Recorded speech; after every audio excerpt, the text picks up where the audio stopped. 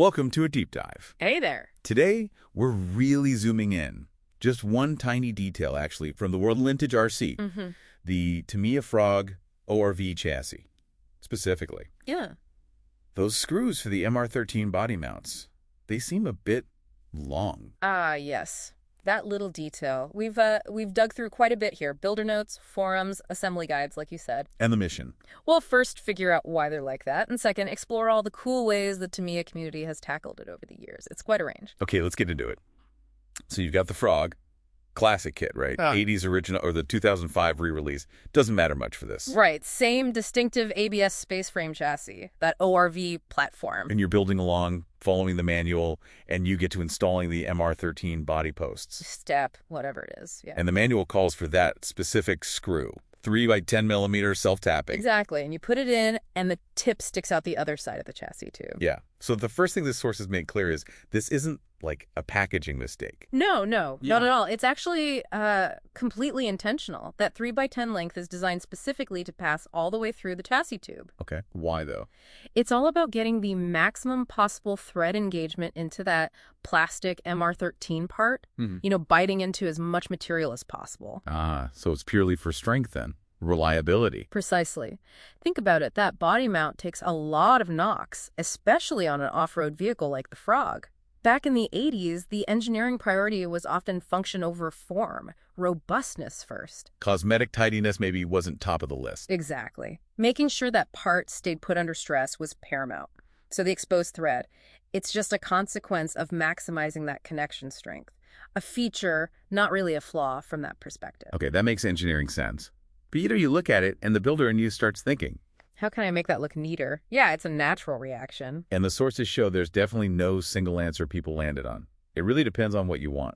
For sure. The most obvious thought, the one probably everyone has first, is just use a shorter screw. Right. Like a 3 by 8 millimeter, or even a 3 by 6 millimeter. Get it flush. Seems logical, but the community wisdom, you see it everywhere in the forums, warns against this pretty strongly. And why is that? What's the risk? Well, that vintage ABS plastic.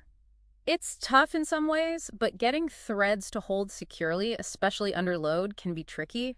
It's known for stripping if you're not careful. Right, people talk about heating screws, tapping threads carefully. Exactly. So if you use a shorter screw, you're drastically reducing the amount of thread holding that critical part on. All the force gets concentrated on just a few threads. Much higher chance of stripping it out. Definitely. Especially on a body mount that's going to get bumped. Yeah. And even if you upgrade the screw itself, like to stainless steel, that doesn't solve the core issue of less grip in the plastic. Okay, so shorter screws are risky. What else did people come up with? The sources mentioned, like finishing options. Yeah, moving beyond just swapping the screw. There's a whole category focused on aesthetics, the modeler's finish. A really popular one is using an M3 acorn nut. Like a little dome cap. Exactly. Threads right onto the exposed screw tip. It gives this nice, clean, almost scale hardware look. You need a little 5.5 millimeter nut driver usually. Plus, it protects the tip from snags. Looks finished. Very much so. On the other end of the aesthetic spectrum, you see people using anodized aluminum finishing washers. The colorful ones, like hop-up parts. Right. Adds a bit of flair, that race-inspired look around the screw head. Looks cool, for sure. But the tip? Still exposed. So less protection than the acorn nut, more just for looks. Gotcha. Then there are the more involved solutions. I saw notes about the Frog Jumper mod. Oh yeah, that's getting into proper structural upgrades. Yeah. That mod involves carefully inserting a small brass tube, like a ferrule, inside the plastic chassis tube where the screw goes. Inside the plastic tube. Yeah. It does two things.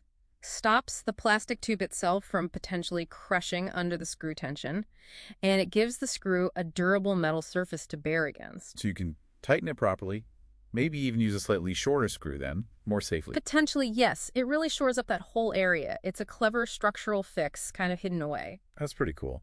What about simpler stuff? DIY fixes. Plenty of those, too. Some people just carefully cut the stock screw shorter. You gotta be neat about it, clean off any burrs so it threads in nicely. Right. Or, even simpler, just slip something over the exposed tip for protection. A small piece of RC fuel tubing, maybe? Or heat shrink tubing. It slides over the end. Low cost, non-destructive. Yep, just stops it snagging on things quick and easy.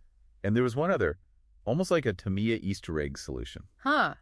Yeah, the in-the-box fix. This is brilliant. On the parts tree for the Frog kit, because it shared parts with the Subaru Brat kit, there's a spare part labeled A3. Left over from the Brat build.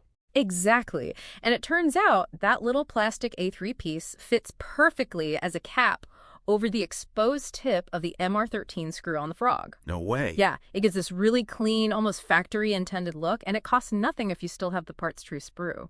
Super clever find by the community. That is clever.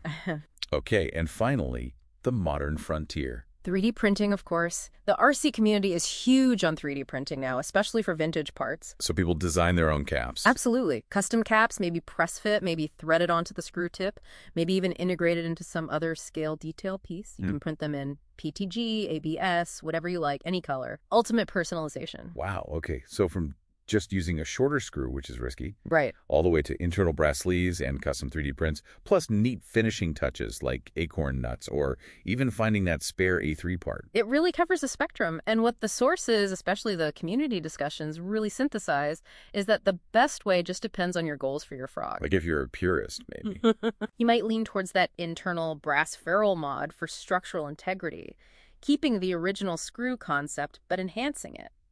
A scale builder might love the look of the acorn nuts. Someone just bashing around might just want a simple protective sleeve. Totally. Or if you love customizing, maybe the colored washers or firing up the 3D printer is your path. There's no single right answer. It's really fascinating, isn't it?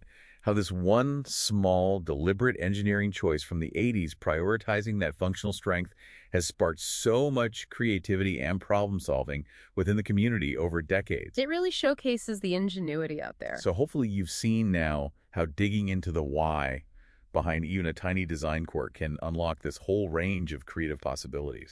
It changes how you look at it. Definitely. So here's something maybe to mull over. Thinking about that Tamiya screw choice.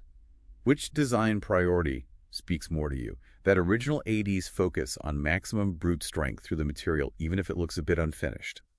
Or the modern drive for that clean, flush, aesthetically perfect appearance? What does that say about how you approach things? Interesting question to ponder.